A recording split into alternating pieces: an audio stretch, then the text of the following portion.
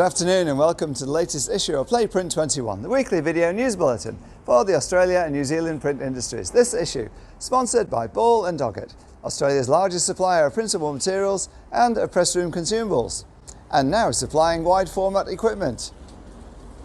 Sustainability demands will push surging growth in the sales of carton board, microflute and mini flute packaging over the next 5 years, providing strong growth prospects for carton printing. According to research analyst Smithers, across the period 2023 to 2028, next 5 years, the value of carton board will increase from $60 billion US to $80 billion. That's at constant prices, equivalent to a CAGR compound annual growth rate of 5.7%. Smithers says the global value of converted folding carton packaging will reach $200 billion by the end of this year, that's US, and then increase to $275 billion in 2028. That's a large and very attractive 35% leap. Smithers, in its latest market report, which is the future of folding cartons to 2028, shows carton board will reach 77 billion tonnes by 2028, equivalent to a compound annual growth rate of 6.4%. Commercial printers are increasingly looking to carton packaging as a potential growth opportunity, as the commercial market, of course, stagnates at best. The latest figures would encourage that, and we look at these shoe boxes behind me, now all printed. Previously they were just plain board. The multiple print systems at the upcoming Label Expo will have be able to print labels and some form of carton.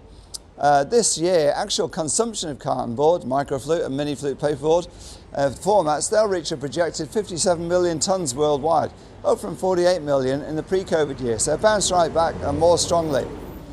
Nippon Paper has booked a loss of $4.9 billion yen, that's about 64 million Australian dollars, on the closure of its copy and paper manufacturing plant at Maryville, or more accurately, the plant lines. The operation operated by Opal there. The progress of the withdrawal is expected to cost it that.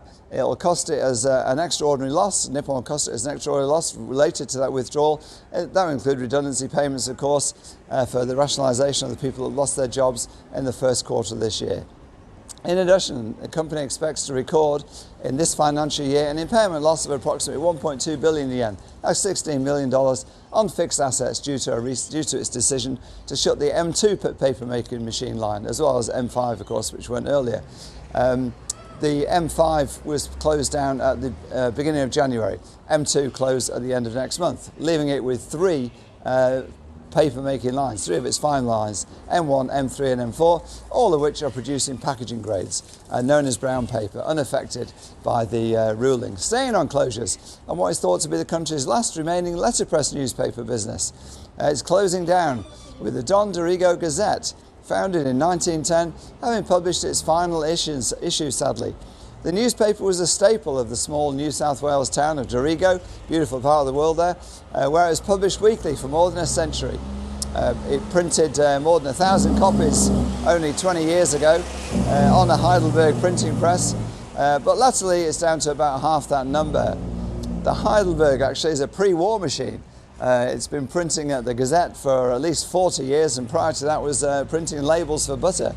Owners Michael and Jade English have run the newspaper since 2006, when they took over from Michael's father.